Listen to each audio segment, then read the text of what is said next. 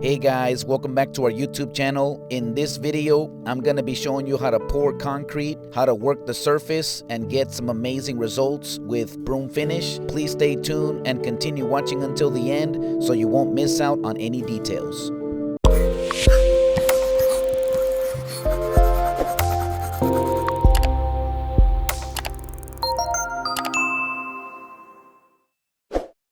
If you want to learn how to do all kinds of handyman DIY projects, including home renovations, then you're in the best place here on YouTube. Consider subscribing to our channel and activate the notification bell so that way you won't miss out on any videos that I'm going to be uploading every single week. Today we are working on my house. This is the right side walkway from the driveway leading all the way to the back.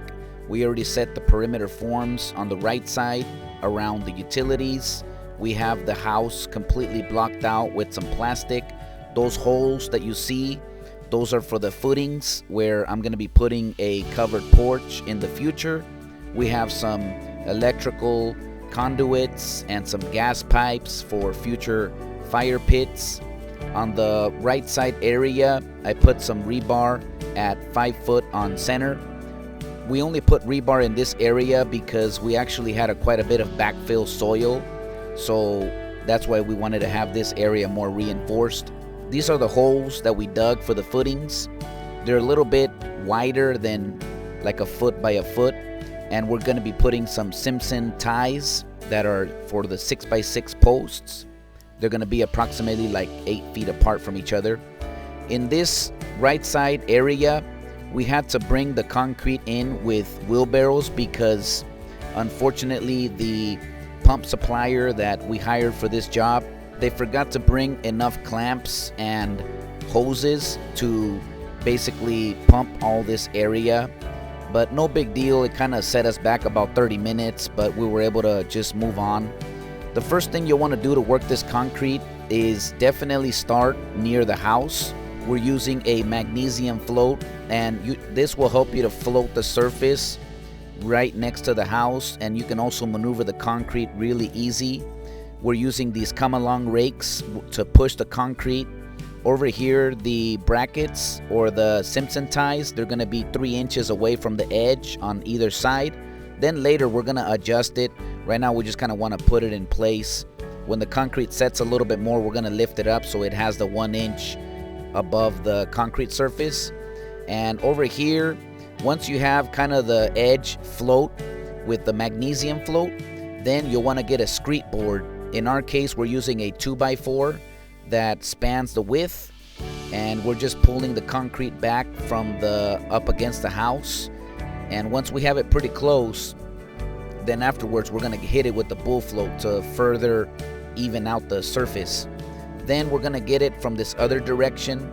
So with the screed board, you'll want to make sure that you scrape the surface in multiple directions. This is going to help you to even out the surface and get the level going from the one side all the way to the other. So we're guiding ourselves a little bit underneath the siding, and then over here where the form, we're cleaning the edge and everything so we can use that as a reference point for when we're gliding this screed board. And so you just have 2 guys, one on one end and then on the other side.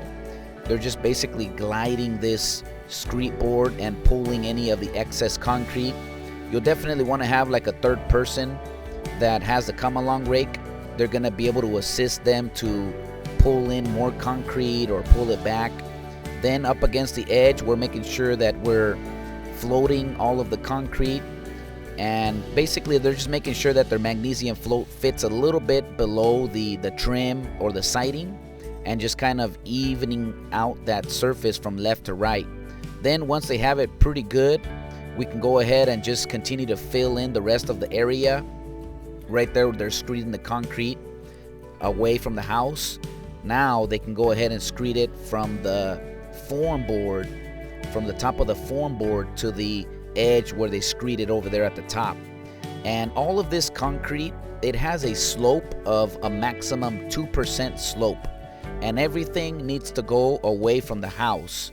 And this is just in case if you have any water or if this area were to be exposed and it has quite a bit of rain, then by having the maximum 2% slope, it's going to cause all the water to slope away from the house and towards the yard or the grass. And so in my case, I'm actually pouring like 2 decent sized concrete patios. This one right here is the first one that we're almost getting done, and then this is the second one. So this one's even a larger area. You'll notice that I had some metal stakes there in between. We actually put those in there and we put some marks on it so we can get the reference point of the level, especially since, I mean, we don't really have a screed board that was long enough from one end to the other. So that's why we put in those metal stakes in between. Then right away, we're starting to use the bull float and also opening up the joints. Since this area is quite large, it's about like a 30 by 17 feet, we broke it up into equal parts. And then on this other side, we just ran a joint from the house towards the edge.